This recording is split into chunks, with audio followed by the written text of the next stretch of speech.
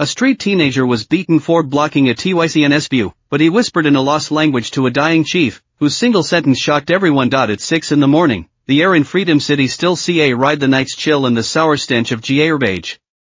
The dried-up fountain at the center of Liberty Square was just a cracked concrete bowl now, like a thirsty eye. On the stone steps beside it, a boy lay curled up. His name was Ka. 17, maybe. Street kids don't keep track of birthdays. His faded t-shirt had frayed sleeves, his cargo pants were bleached from sun, and one strap of his plastic sandals was missing, replaced by twisted wire.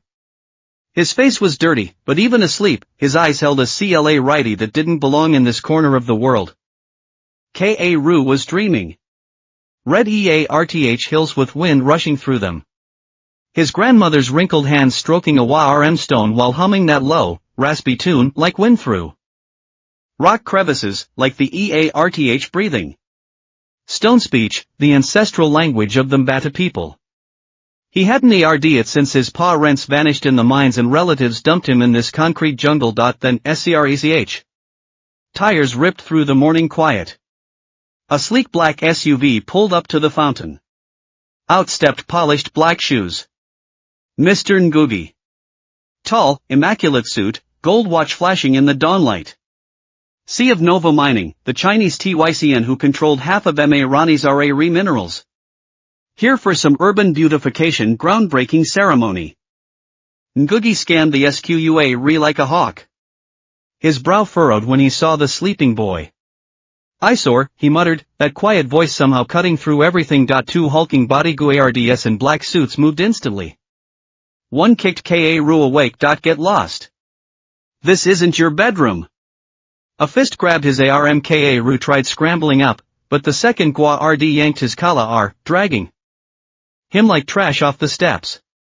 The punches came then, not bone-breaking, but humiliating. Shoulders. Back. Ka didn't fight back. That just made it worse. He curled up, RMS over his head, blood trickling from his lip. Blocking my sightline is your mistake, Ngugi observed coldly from a few steps away, like watching bad theater. A small crowd had gathered to school kids, housewives with grocery bags, other street rats. They just watched. Some pity. Mostly fear. Nobody stepped four-way road when they threw Ka onto the pavement, his cheek scraped concrete, dust choking him. Dizzy. Burning pain. Then, through the hurt, he RD it again. That dream sound. Wind through stone. Without thinking, he gasped Tawa RD the steps where he just slept, in that ancient, guttural tongue. The EARTH weeps. The stones tremble. Can't you hear so quiet? But the crowd hesitated. A few actually looked at the steps, like expecting an answer. Ngugi's lip curled. Lunatic, he spat, like the word itself was rotten. He turned Shah RPLY Tawa RD the red CA pet and microphone setup. The shadows in suits followed. Ka lay spinning. Voices returned. What was that gibberish? Crazy Basta RD thinks rocks cry, serves him right, blocking the big man. He tried rising. His body wouldn't obey. Last thing he RD a vibration under the steps. A sigh. Or an answer. Then blackness. Antiseptic stung his nose. For in his ARM. A woman's face leaned in EARLY 30s, camera bag slung over a denim jacket. You're awake. How do you feel? She smiled. Amina. M.A. Ronnie Chronicle. Ka stayed silent. Street rule, reporters read just cops with notebooks. Janitor called the ambulance, she said, offering water. Mild concussion. Bruises. You'll live. He took the cup. What happened? Her pen waited. Slept where his eyesight mattered. Ka rasped. Amina's eyebrows rose. And that thing you said about stones. Ka's pulse jumped. She remembered just something from my dream. My grandma taught me to listen to rocks. Stone speech. Her eyes lit up. The Mbata tongue, you know it. Legends say your elders could hear earthquakes coming. She nodded. Talk to ancestors through bedrock. Most call it superstition. Ka laughed bitterly. Nobody believes rock whispers. They do now. She showed her phone. The video was shaky, filmed from the crowd. Ngugi's goons dragging him. Then that eerie moment when he spoke, and the camera jerked, sta riled. Comments exploded. Holy shit, what language was that? Since when do CS beat kids for napping? Hashtag Stone Talking Boy trending. Ka Ru's not homeless, he's a speaker. Went viral overnight, Amina said. You're famous. Ka Ru touched his swollen face on screen. Just wanted to sleep. Now he's some stone prophet. So, Amina pocketed her phone. You weren't dreaming. That speech saved you. Saved. Ka Ru felt his pockets. Half a stale roll. He remembered grandma's hands. That step's vibration. He RD it. Really, he rode. Then the hospital TV blah read, Nova Mining's Hope Dam approved from Bata Valley. Solving the capital's water crisis by year's end. The aerial footage showed lush hills. Ka Ru's breath stopped. Home. That river. Those cliffs. And right where the ancestral shrine stood, a blinking red construction zone. Valley will be fully submerged, creating our lake of life. Ka Ru sat bolt upright. Drown the sacred valley. Suddenly, the dream words ROA read in his ears, louder than ever. The EARTH weeps. The stones trembled. The hospital antiseptic clung to Ka Ru's skin, mixing with his panic until he could rely breathe. The news about Bata Valley being flooded burned through him like a branding iron. Fragments of memory, grandma's humming, incense curling over. The Alta R, that valley wind Ca Rhine EARTH and green, all sharpened into pain. He yanked out his 4. You're not healed yet. Amina blocked the door. If we wait, there'll be nothing left. Ka Ru's voice cracked. That's my home. My last roots. Amina saw it then, not recklessness, but something older, deeper. She sighed. Fine. But we do this safe. For bumpy hours later, their pickup truck reached the valley's edge. Ka Ru inhaled greedily. Damp soil, rotting leaves, the scent coated in his blood. Then he saw the bed wire. No. The valley mouth was gutted by bulldozer tracks. Behind the no trespassing signs, the sacred altar site was half buried under concrete. The holy stone gone. Ka Ru vaulted the fence. His fingers dug through rubble until they found it, a Shah RD of grandma's herb grinding mortar R. The edges bit his palm, but he clutched tighter. Then a cry. A snow-white raven with cobalt-tipped feathers landed on his shoulder. The spirit bird. In Bata lore, these ravens only came at fateful moments. Amina gasped. It knows you. The bird stayed perched as Ka Ru pushed deeper into the valley. Behind a curtain of vines, a cave exhaled ancient air. Inside, curled on dry grass, Chief Makawa. The last elder. Skin stretched over bones like parchment, but his eyes still cut through shadows. You came. The chief's Bata words slithered into Ka Ru's skull, raspy like grandma's lullabies. Ka Ru knelt. Chief, it's Ka Ru. Batu blood. Makawa's trembling hand pointed to Ka Ru's forehead, his own chest, then the ruined valley. Stone speech, chose you. With his last strength, he pried a black rock from the wall. RM, pulsing, etched with symbols. EARTH vein map. The chief pressed it into Ka Ru's hands. See, listen. Ka Ru closed his eyes. Instantly, a 3D map exploded behind his eyelids. Underground rivers, gold-richer veins, and beneath the dam site, a pressurized fault line ready to snap. Blood-red runes flashed. Dig here, wake the EARTH's wrath. His eyes flew open. Chief. The fault. If they build, boots stomped outside. Security thugs in camo shoved through the vines. Trespassing's a crime, rats. The leader sneered at Makawa. Still playing shaman, old man. He jabbed his rifle but into Ka Ru's shoulder, sending him crashing into the wall. Makawa coughed violently, then sprayed RK blood across Ka Ru's shirt. Chief. Ka Ru fought the Gua RDS, but they pinned him. The dying elder locked eyes with the black stone. His lips formed silent words. When stones speak, mountains move. Then nothing.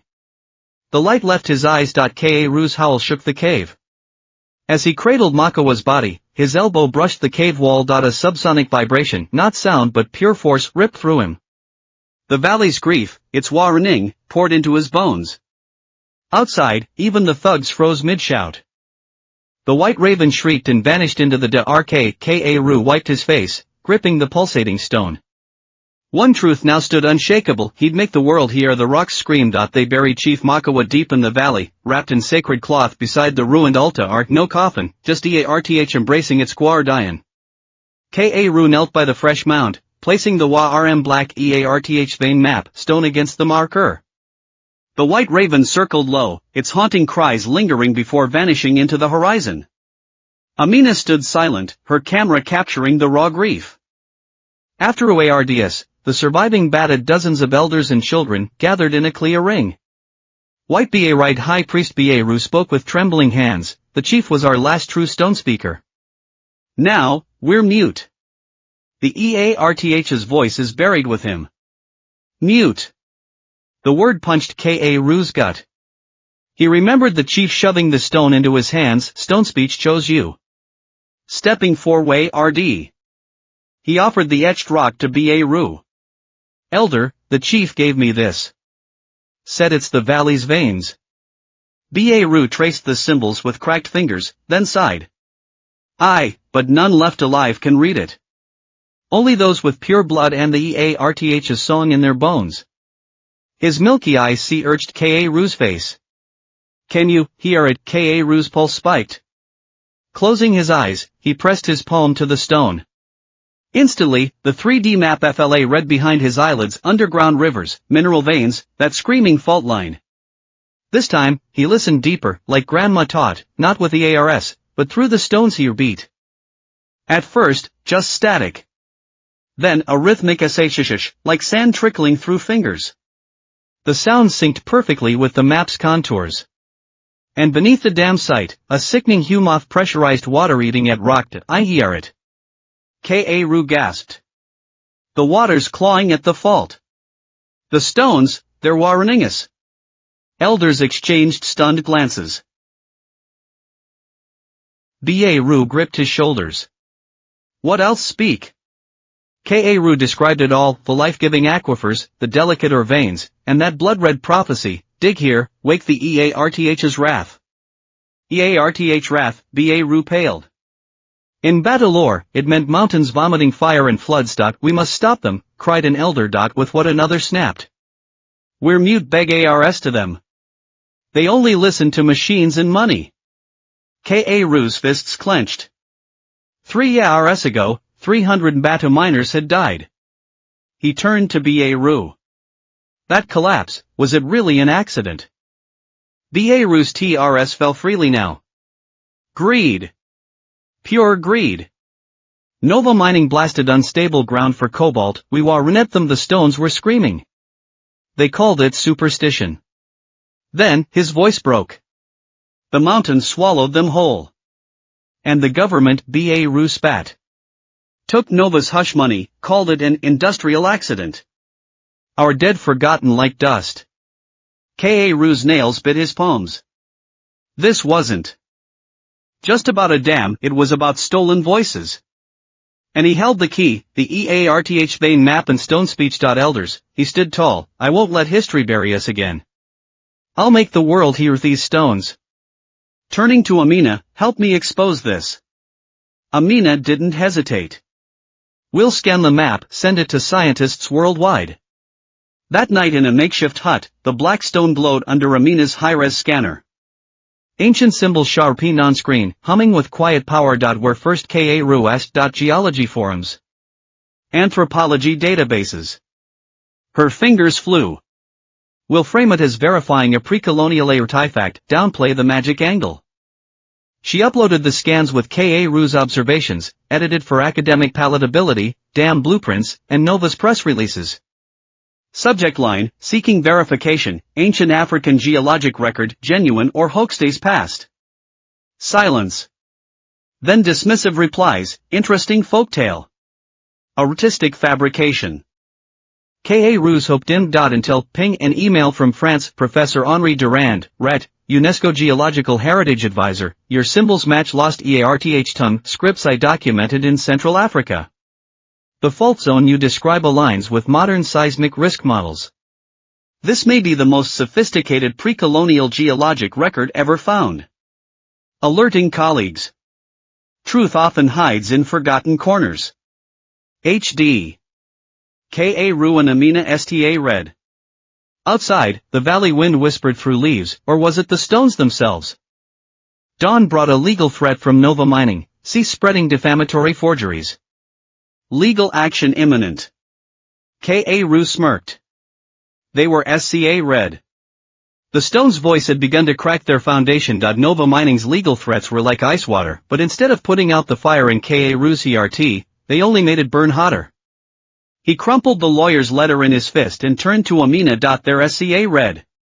Not of a map of. The truth the stone's a retelling. Amina nodded, her fingers flying across her laptop. She compiled everything, Professor Duran's email, the legal threats, the EARTH vein map scans, and sent it to independent media and environmental groups. Academic debates moved too slow.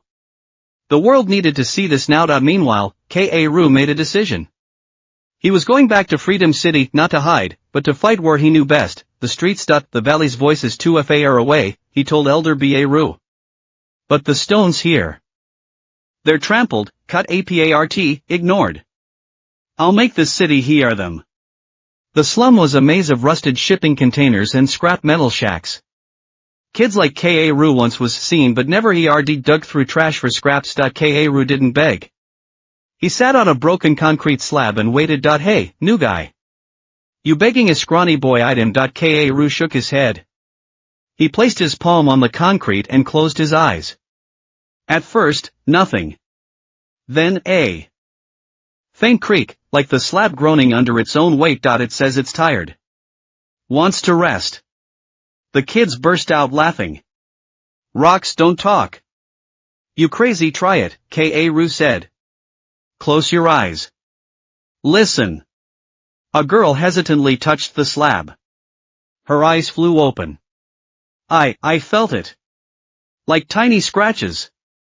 One by one, the kids pressed their hands to the concrete. Their skepticism turned to wonder. Whoa.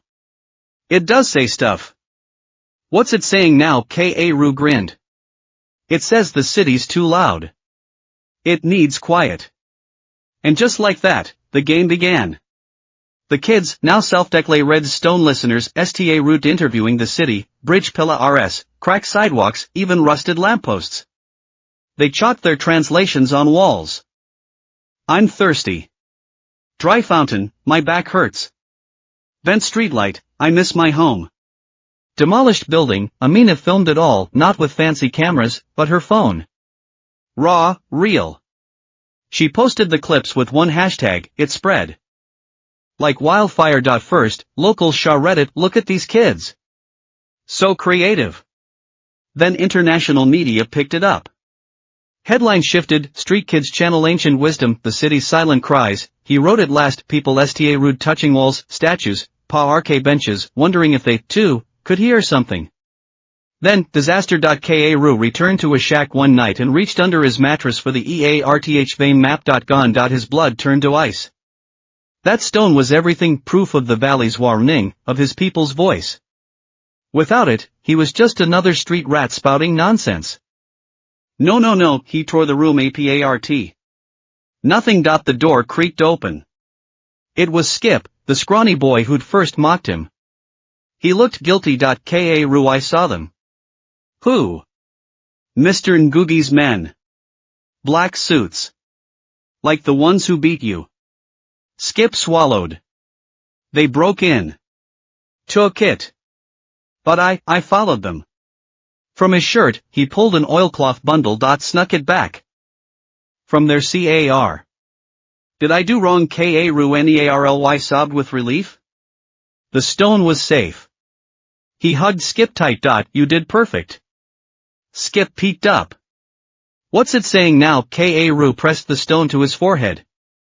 This time, the vibration wasn't art, it was a song, tiny pebbles clicking together in harmony. He smiled. It says, don't be afraid, Skip. We're still here. As long as someone listens, the stones will never be silent. The return of the EARTH vein map lit a fire under Ka Ru and Amina. The world was watching now. What sta root as a street game had exploded into a global debate about environmental justice, cultural survival, and who gets to speak for the land. Professor Durand and a team of international geologists released a bombshell statement. The EARTH vein map's geological risks are scientifically plausible. We demand an independent safety review of the Hope Dam project. But Ngugi didn't flinch. At a press conference, crisp suit and camera-ready smile, he played the rationalist KRD. This dam will provide water for millions. It's been approved by experts. And these talking stones, he smirked. A hoax. Superstition. We won't halt progress for fairy tales. Back in the Tin District, Ka Ru watched the livestream, fists clenched. Ngugi's smug as science versus nonsense act made his blood boil. The EARTH vein map pulsed in his hands, the fault zones hum now a shriek in his skull. They need to see it. Here it themselves, he told Amina. Right where the dam would break the EARTH open. Amina pulled strings. Within days, a convoy rolled into Mata Valley, geologists, government suits, Ngugi's lackeys, and an SWARM of journalists.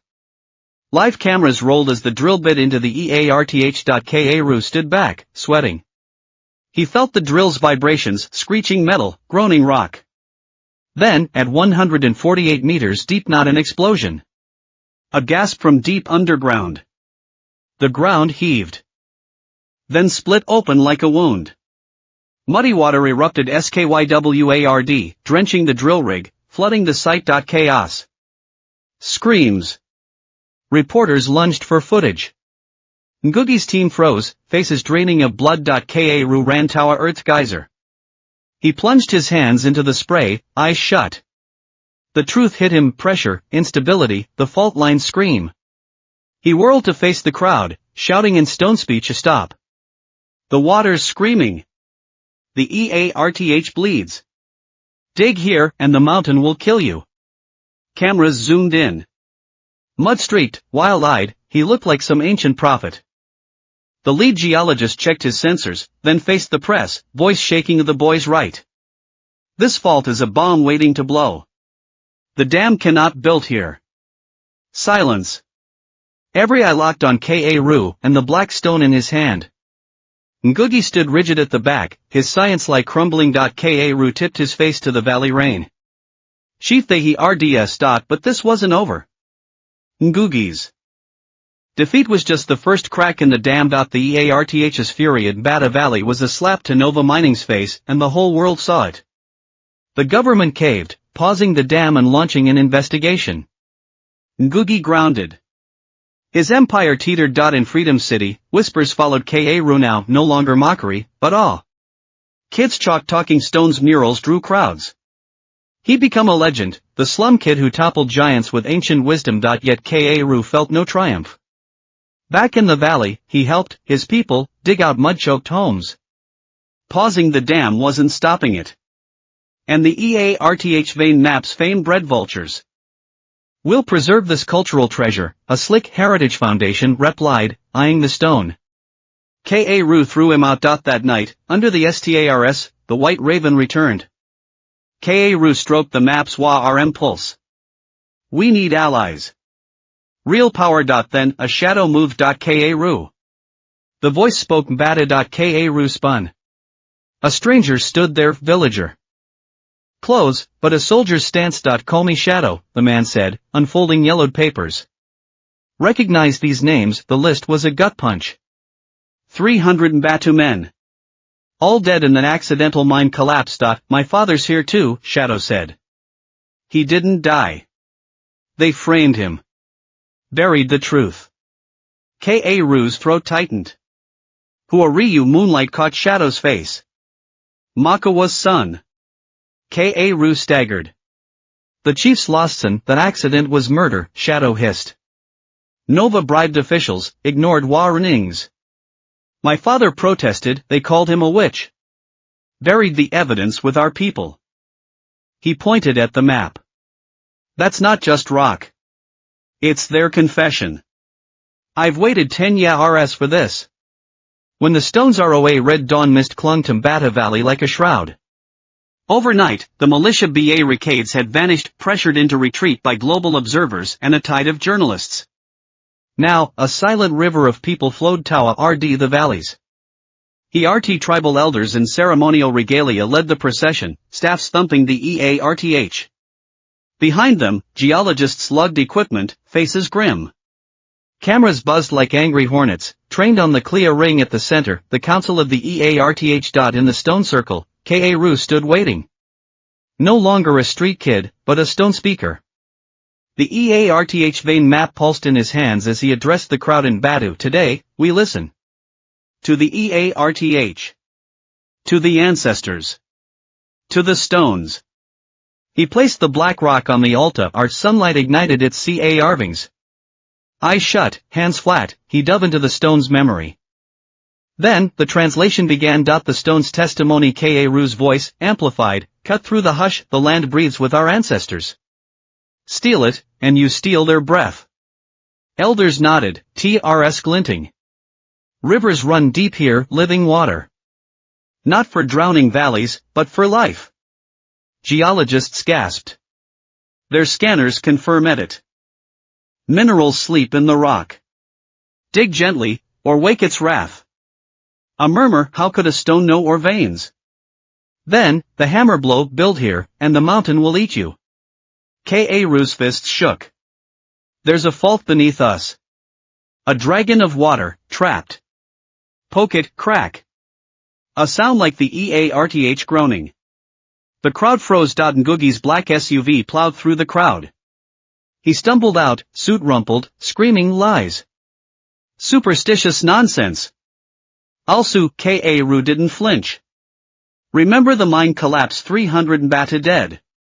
Your men. 0.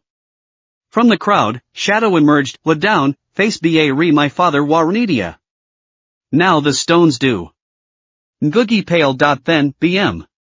The half-built dam split. A mudslide vomited down the valley, swallowing tractors whole. Ngugi collapsed to his knees. Ka-Ru watched, exhausted. Not my judgment, he whispered. The stones spoke. The ROAR of the mudslide slowly faded, leaving behind a devastated dam construction site and a dead silence over the gathering. Thick mud covered bulldozers and steel beams like the EARTH itself had spat out a warning. Mr. Ngugi stood frozen, his expensive shoes sinking into the muck, his designer suit stained. His fully built business empire in unshakable arrogance had collapsed just like the foundation beneath him. His lips trembled, his eyes hollow, as if his soul had been ripped away. The international investigation team moved fast, sealing off the scene, collecting samples, assessing the damage. The conclusion was clear. This was a preventable, human-caused disaster, directly triggered by reckless construction in a fragile geological zone. It was the final hammer blow that shattered any hope of the Hope Dam project continuing. Days later, under massive pressure at home and abroad, the Milani government issued a Shah RP statement. All permits for the Hope Dam were revoked. A high-level special investigation committee would dig into Nova Mining Group's violations, illegal mining, falsified environmental reports, government bribes, and the mine disaster 3 years ago, and key figures, including Mr. Ngugi, would face travel bans in criminal ridges. In Free City, people celebrated in the streets. The headlines weren't about dry economic reports anymore. They screamed things like the Titan Falls, the Trial of Stone, and victory from Mbata Valley. Kalu's photo and the vein map spread everywhere. But Kalu himself quietly returned to Mbata Valley. The noise of victory unsettled him. He read more about what came next for this land. Back in the valley, the mood was mixed. There was relief, awe at the chief's prophecy coming true, but mostly uncertainty. The chief was gone. Were they still voiceless? The valley was saved, but how would they survive now? Kalu gathered the elders and shadow. He laid the vein map back on the central stone. Elders, Kalu said firmly, the chief gave his life to protect this valley, but this isn't the end. We can't stay silent anymore. The power of stone speech shouldn't just be for fighting, it should be for building. Shadow nodded. My father didn't just protect the land, he wanted our people to thrive here. Now it's time for Stone Speech to truly serve Batu. Kalu laid out his vision of the Living Water Project, used the vein map to pinpoint underground rivers, dig safe channels to bring water to dry land, turn wasteland into fields, grow food. Stone Speech School, build a school where elders teach tradition, Kalu teaches the language of stone, and outside experts help blend ancient knowledge with modern science so it's never lost again. Symbiotic mining, no more destructive digging. Pioneer with ethical researchers to carefully extract minerals, use profits for the community, and never touch fault lines. Cultural reserve, ask the government to protect Bata Valley as a sanctuary where the tribe manages ecotourism, showing the world how to live with nature. The elders were amazed. Old Baru said, Kalu, you've brought Stone Speech to life. It's not just about the past, it's a compass for the future. But peace didn't come easy. The new government, eager to prove it had changed, quickly declared Bata Valley a protected reserve and named Kalu its first youth leader.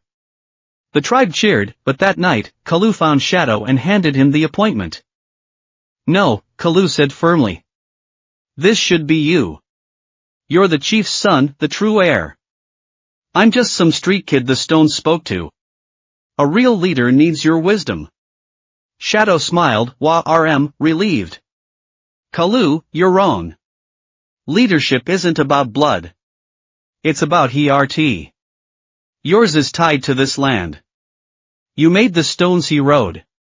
You gave our people hope. Yuri Mbata's new stone speaker, the bridge between past and future. My 10 years in hiding led to this, the truth uncovered, our fate in our own hands.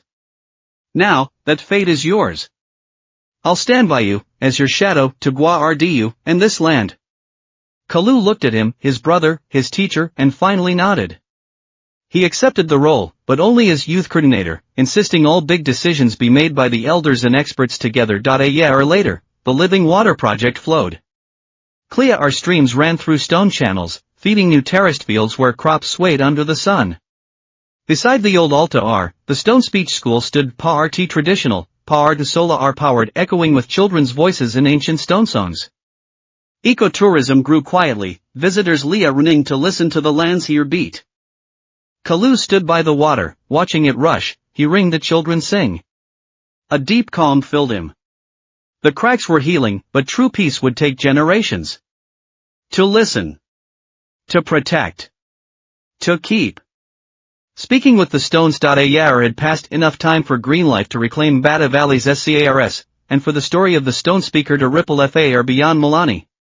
Where bulldozers once crushed the EARTH, now lay the neat rows of the Batu eco-communities Gardens and Orchestra RDS beside the old altar. The newly built Stone Speech School echoed with children's voices, blending with ancient stone songs. Fresh water flowed through stone channels, nourishing the land and the people's long-lost hope. As youth coordinator, Kalu worked closely with Shadow, Elder Baru, and international experts, turning the Living Water Project and symbiotic mining from plans into reality. He wasn't just the angry boy shouting accusations anymore, he'd learned to lead, to listen, to balance. He bridged the wisdom of the elders with modern science, transforming the vein map's ancient symbols into precise irrigation routes and safe mining coordinates. Bata Valley was healing, step by steady step. But Kalu's heart, like the white ravens circling the valley, kept looking beyond. Batu's victory was just one small win. Across Africa, countless tribes, voiceless like his once was, were losing their languages, their wisdom, their bond with the land. The chief's dying words in Shadow's 10-year sacrifice had taught him, saving one valley wasn't enough. More stones needed to speak. One morning, Amina the journalist returned, dusty and breathless, clutching her new book, Stone Speaker, a street boy's dialogue with the EARTH. On the cover was Kalu, eyes closed, fingertips tracing the vein map, Batu's peaks behind him. The book told their whole story, from the beating at the fountain to the secrets of the map, to the EARTH tribunal's judgment. It became a bestseller in Milani, then beyond, translated into many tongues. Kalu, look. Amina thrust the book into his hands. Your story is changing lives. He flipped through the pages, memories flooding back, little jump leading kids in graffiti, Ngugi's collapse at the tribunal, Batu's rebirth. But his gaze lingered on Amina's afterword. Stone speech may be unique, but the wisdom of listening is universal. Africa has hundreds of dying languages, each could hold a key to the EARTH's secrets, a solution for climate survival. We're losing not just words, but a treasure chest of wisdom for the future. Kalu closed the book and met Amina's eyes, his voice steady. Amina, thank you for showing the world Mbatu. But my journey can't stop here. Where are you going to find those keys, he said, pointing to the distant mountains. To seek the vanishing languages, the forgotten stones. Mbatu's stone speech saved us. Maybe I can use what we've learned to help other tribes, to make their stones speak too. Amina recognized the fire in his eyes, no longer just about revenge, but a mission for the whole continent. She grinned, TRS glinting. I get it. You're not just Kalu of Mbatu anymore. You're the messenger of stones. What do you need? Connections, Kalu said. Shole studying dying languages. Groups fighting for indigenous rights. Tell me, where is the next stone? Crying out, Amina got to work. Using her media network, she paved the way for Kalu's journey of listening. The response was overwhelming. UNESCO added stone speech to its intangible cultural heritage list and launched an emergency project to protect Africa's traditional ecological knowledge. Environmental and cultural groups across the continent offered support. Even more astonishing, Mbatu's listening movement spread like ripples in a pond. In Free City, kids formed the Stone Youth Gang, led by Little Jump. They recorded city stone DRIs on phones, hosting listening days where people touched ancient trees and stones, feeling the city's pulse. A new mural app read in the Iron District, a giant EA pressed to the ground, sound waves blooming into trees, rivers, and birds. Beneath it, the words, listen. The city breathes. From southern Africa, a tribal elder facing mining threats messaged Amina, we have EARTH tongue too. We hear the rock's whispers. Tell the stone speaker, we need him. In West Africa's rainforests, a community used Kalu's methods, merging their tree speech with satellite data to stop illegal loggers. Standing on Mbatu's heights, Kalu watched the thriving valley below, the children's voices rang on the wind. He couldn't answer every call yet, but Mbata had proven one truth: when the humblest voices are heard, when the oldest wisdom is honored, change is possible. He touched the vein map, feeling its eternal pulse. No longer just Mbatu's treasure, it had become a torch. And he would carry that torch into Africa's heart, seeking the silent stones, lighting new fires of hope. The echoes of the streets would rise into a tide that could change a continent. 10 years had flowed by like Mbata Valley's streams, quiet, steady. The SCA Red Land was now a thriving oasis. Terraced fields, orchestra ards, clea are water nourishing soil and people alike. Mbatu's eco-community sold fair trade crops and crafts worldwide. The Thachensole paneled stone speech school had grown into the African Traditional Ecological Wisdom Center, drawing Shole RS and students from across the globe. Elder Baru had passed peacefully, his teachings ved into stone, right on by new mentors. And Shadow, the chief's son who stepped from the Dirignes, was now one of the community's most respected elders, still writing the land's balance. Kalu was no longer the scrawny street boy. Time had weathered his face but deepened his eyes, Coma's mountain pools, reflecting sky and stone. They called him the Great Stone Speaker, yet he was relying Mbata these days. For a decade, he'd moved across Africa like a migrating bird. In the Sahel's droughts, he helped two-way reg herders translate ancient sandsongs about hidden water into well-digging maps that saved villages. In Congo's rainforests, he stood with pygmy elders, lending their tree speech with drone data to protect the forest. On southern grasslands, he deciphered Khoisan RT codes about animal migrations, using them to manage national RKS. Every journey was a feat of listening and translating. His pack no longer held just the vein map, but Amina's Mbata stone speech primer and countless recordings of other tribes' EARTH languages. He wasn't just Mbatu's heir now, he was a bridge, linking Africa's scattered ecological wisdom. His Voices of Africa Foundation funded language preservation, indigenous rights, and dialogues between tradition and science. Little Jump, the Iron District Kid, was now its young projects director, spreading urban listening through slums worldwide. That evening, back from Ethiopia's highlands, Kalu climbed Mbatu's familiar path at sunset. Gold-lit peaks watched as he reached the sacred grove where Chief Makawa and the 300 miners slept beneath wildflowers. The clear ring was hushed. Kalu knelt at the chief's grave, unpacking the vein map. Its pulse was steady as ever. He pressed his palm to it, eyes shut. No effort needed now. The stone's whispers, its hums of warning, they were part of him, like breath. He heard valleys harmony, underground rivers, growing roots, creatures moving through brush. All life singing in Earth's embrace. And deeper, the chief's voice, Warm as embers, my child, you did it. Then a small voice behind him, Grandfather Kalu. He turned. Little Ru's granddaughter, stood clutching a pebble with natural grooves. I found this by the water, she whispered. It sings. Can you tell me what it says? Kalu's chest swelled. The next generation. He took the pebble, felt its playful vibration, and knelt to her level. Close your eyes, he murmured, guiding her small hands around the stone. Listen with your fingers. Moments later, Isa gasped. It's happy. It loves the water, the fish, the grass. It wants to sing. Kalu laughed, wrinkles blooming like sun. Earth. He cupped her hands, and the stone, between his own. Yes, little one. It sings the song of life. As long as someone listens, as long as we remember how to speak with the Earth. His voice rumbled like distant thunder. The stones will never fall silent. Wind stirred the trees, a chorus of rustling rock voices. Holding Isa, watching the last light fade, Kalu felt peace deeper than stillness. The boy from the streets was gone. But the stone speaker's journey, it had only just begun. This pulse would echo through Africa's heart, through time itself. Forever.